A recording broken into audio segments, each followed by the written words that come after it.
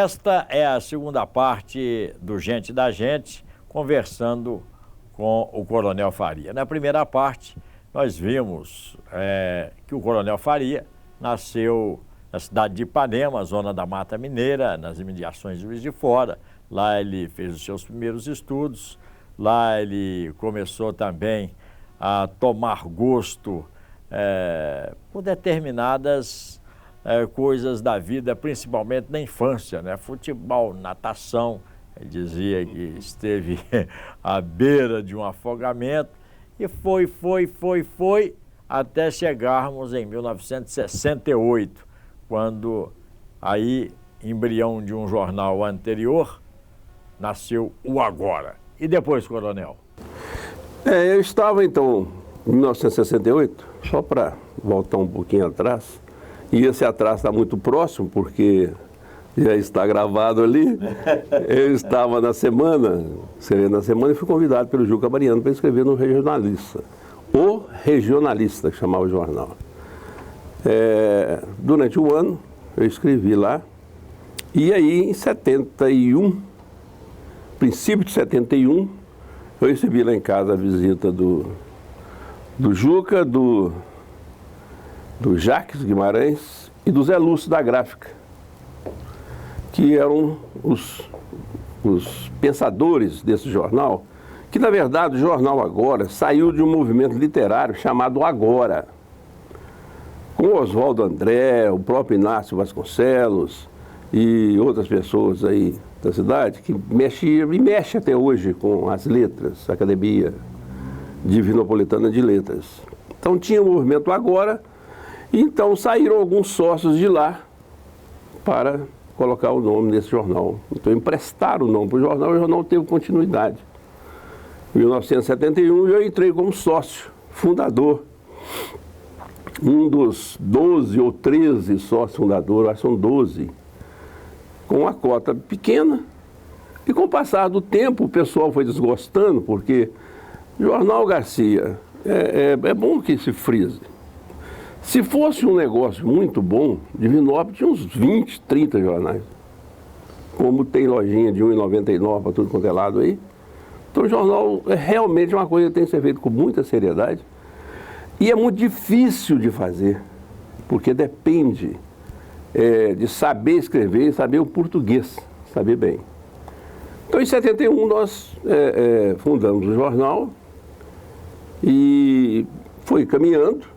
O pessoal foi saindo, eu fui comprando as partes desse pessoal, porque eu tinha um amigo muito grande, o João Teixeira. O João Teixeira comprou 50% da parte do jornal que pertencia ao Vanir Vasconcelos. Isso foi em 74. O João pretendia ser candidato a prefeito, como realmente foi em 76, na sucessão do Antônio Martins Guimarães. Ele foi até o candidato do Antônio Martins Guimarães. O João não foi feliz, e nós éramos muito amigos, e ele praticamente me passou aquelas partes.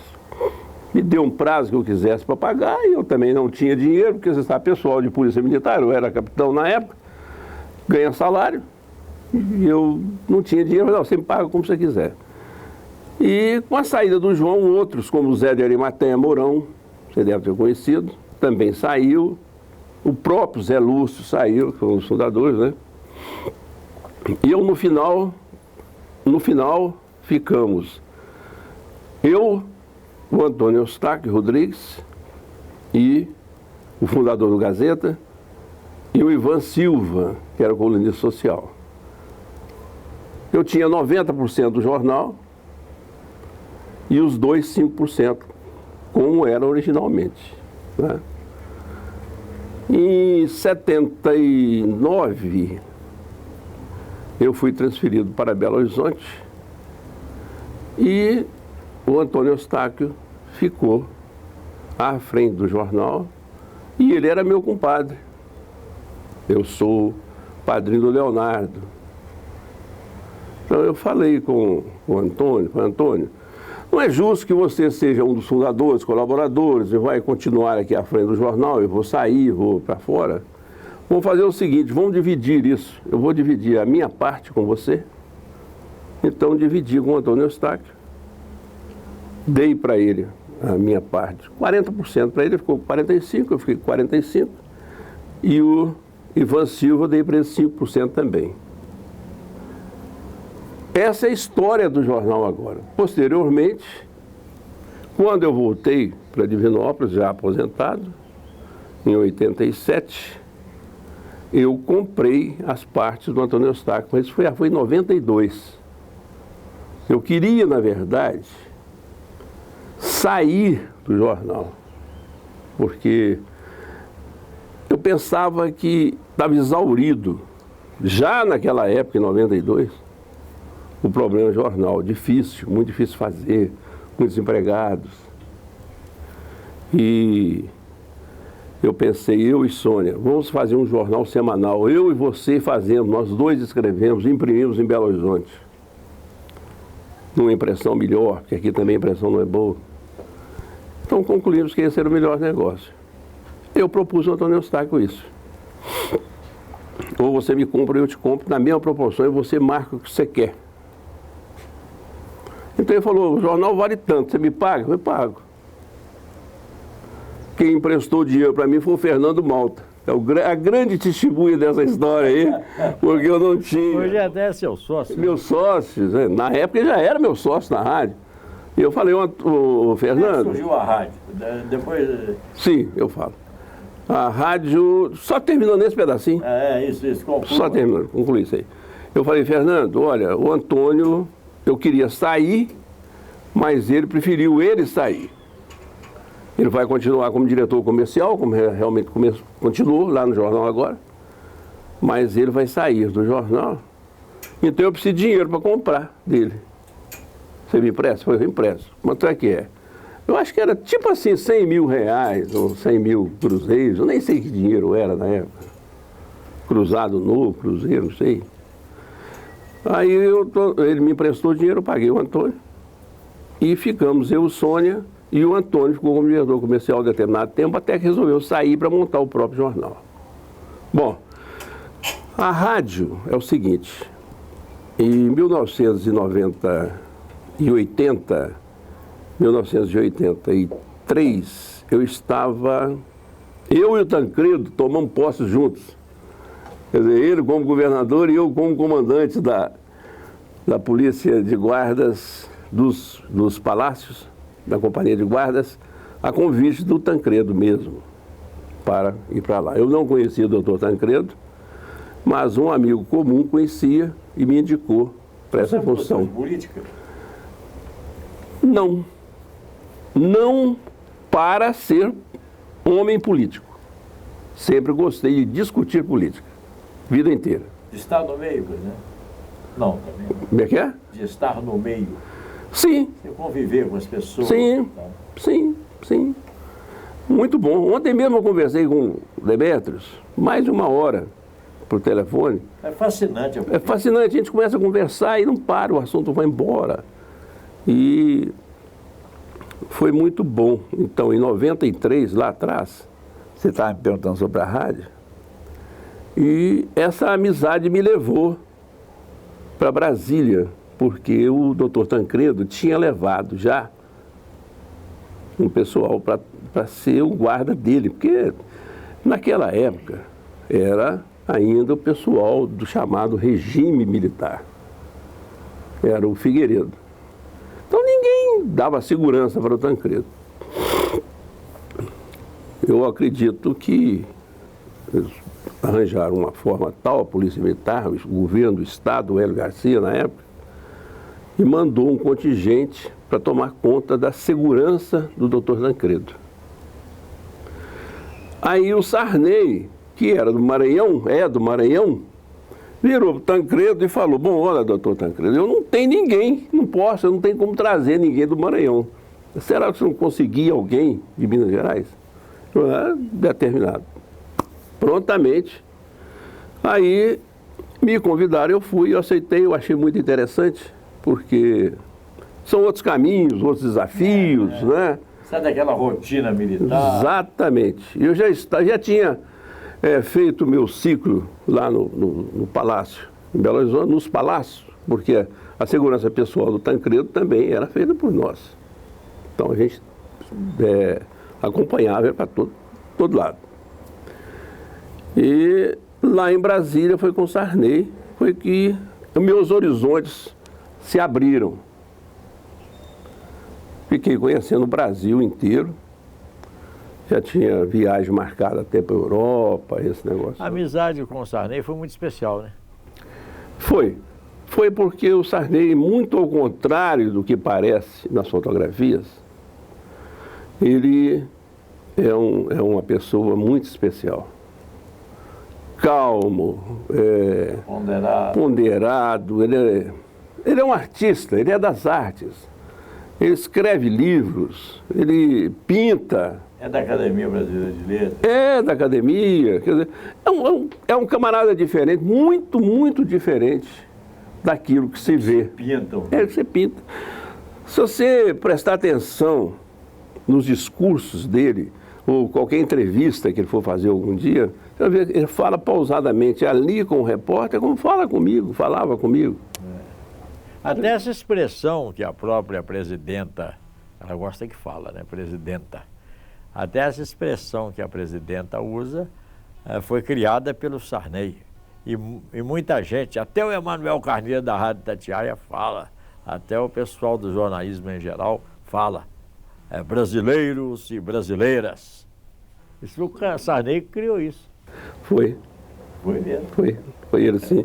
E criou isso de improviso mesmo. Eu estava com ele lá no Palácio do Jaburu, porque ele tomou posse. Esse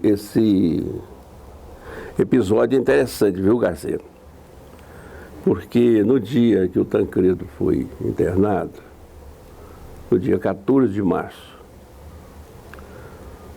de 1985, nós estávamos nesse dia, nós tínhamos feito um treinamento de posse. Seriam 2 Rolls Royce, daqueles antigos, como o Lula tomou posse nele. Famoso. Rolls Royce. Os carros antigos, bege, e estão lá desde o tempo de Juscelino Kubitschek.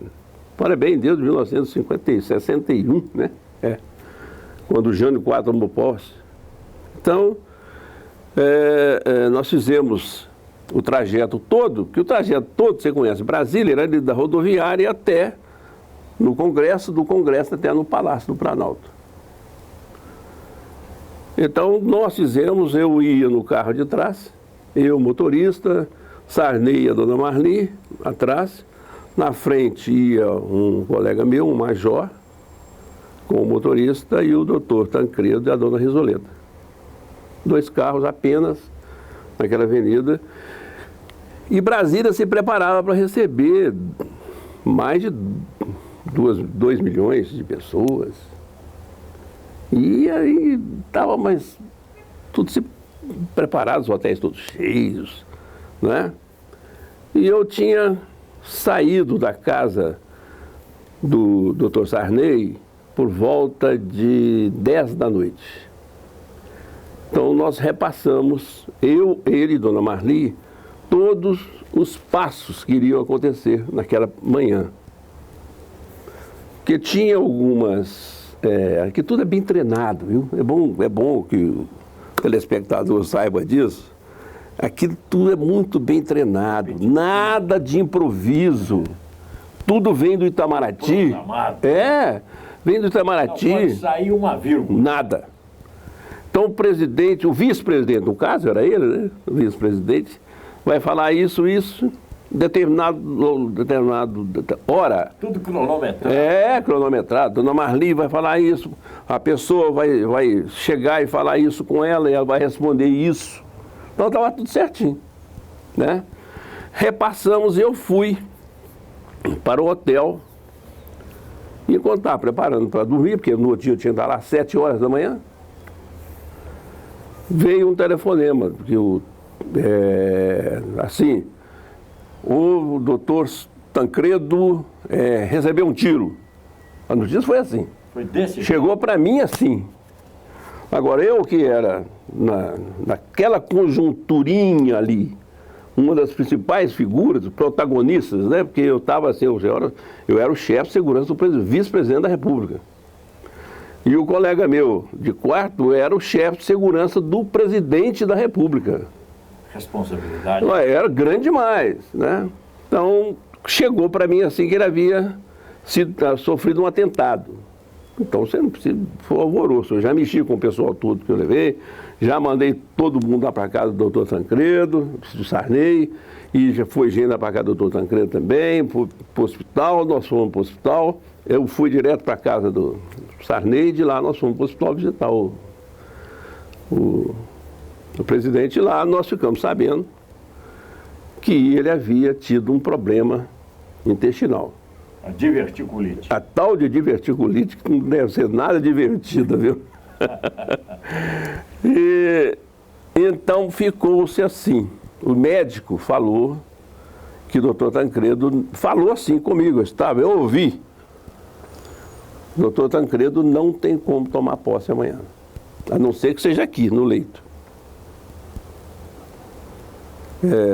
Mas com muita dificuldade, porque a operação dele foi muito delicada e ele vai estar praticamente em coma induzido, como realmente esteve. Então, dali nós fomos... Agora, aquela história dele ter morrido antes, tá? Tudo é fantasia, né? Bom, isso eu não posso te falar nada, porque realmente eu não sei nada. Seu negócio era segurança. Não, e além do mais, ele foi transferido para São Paulo. Ah, sim. Não é? O que aconteceu lá em São Paulo, eu ficava sabendo com o doutor Sarney. E na Semana Santa, ele morreu no dia 21 de abril. Na Semana Santa, por ali, próximo aí para essa data, eu perguntei ao doutor Sarney o que ele achava. Já tinha bastante tempo, em abril, um mês depois. Ele virou para mim e falou assim, Faria, não tem jeito. Não tem jeito, nós vamos perder o presidente. Então, por isso eu não posso te responder essa pergunta. Mas eu vou dar continuidade ao que aconteceu. Nós saímos do hospital e fomos para a casa do vice-presidente José Sarney. Lá chegando, já os assessores antigos dele já estavam chegando também. E aí nós sentamos numa mesa para discutir o que fazer. Aí o Tancredo, o doutor Sarney, mandou chamar o general Leônidas. Nosso famoso Leônidas Pires. Exatamente. É o que seria e foi o chefe geral, né, das Forças Armadas durante o governo.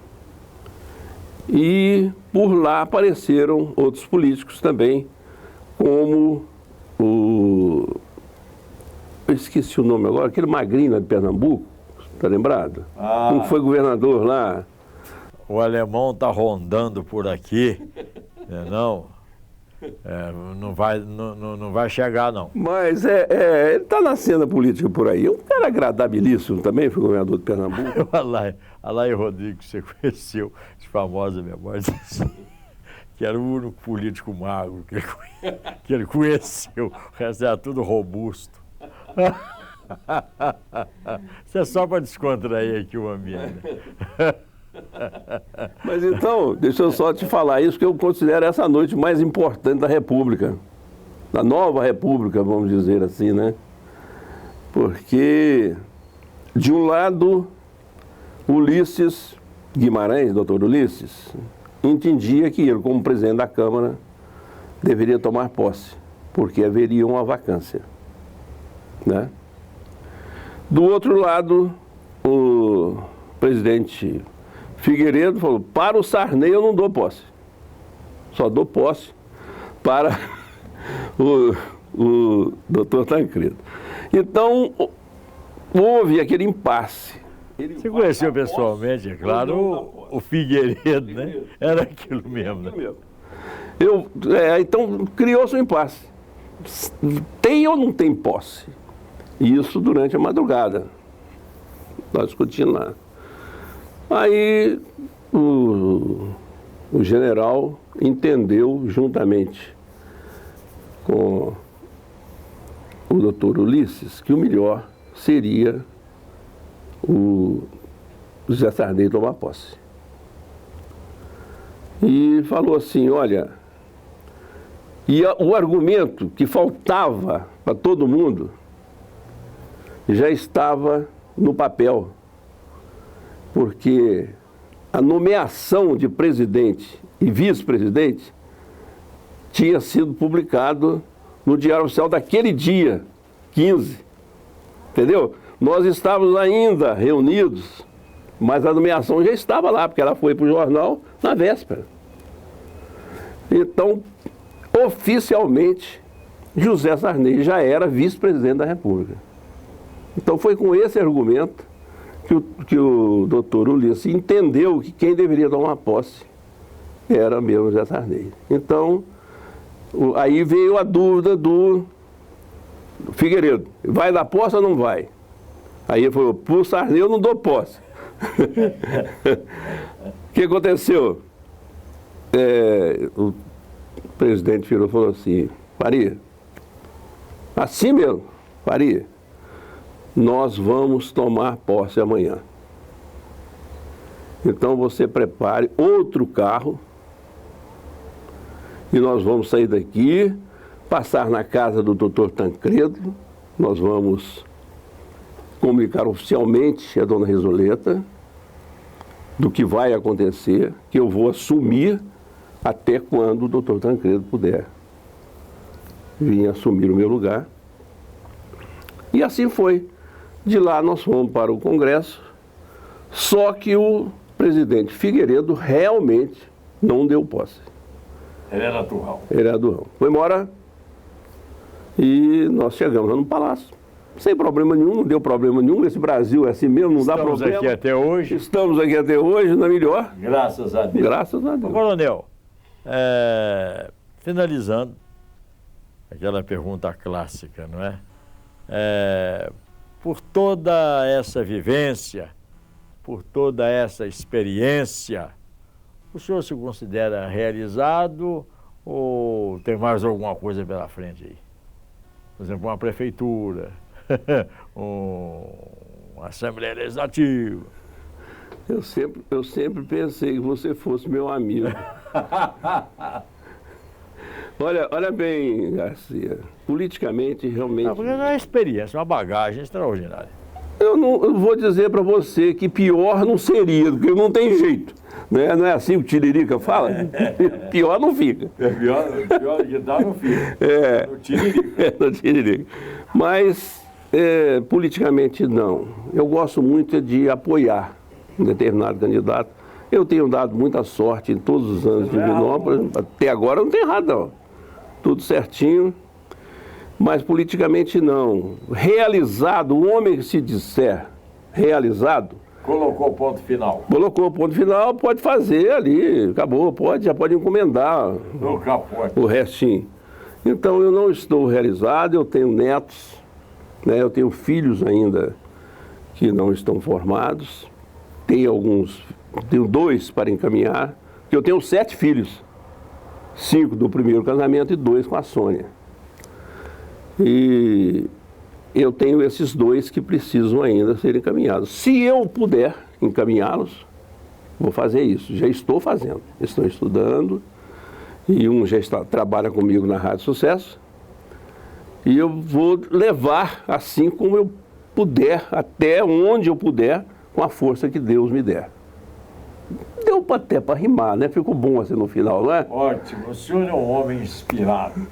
E eu agradeço muito a oportunidade, viu, Garcia, que a TV Candidez me dá, para contar esse tipo de história, mesmo porque existe uma certa controvérsiazinha com esse negócio de jornal agora, essa transição, essa bobagem, que graças a Deus parece que já está acabando.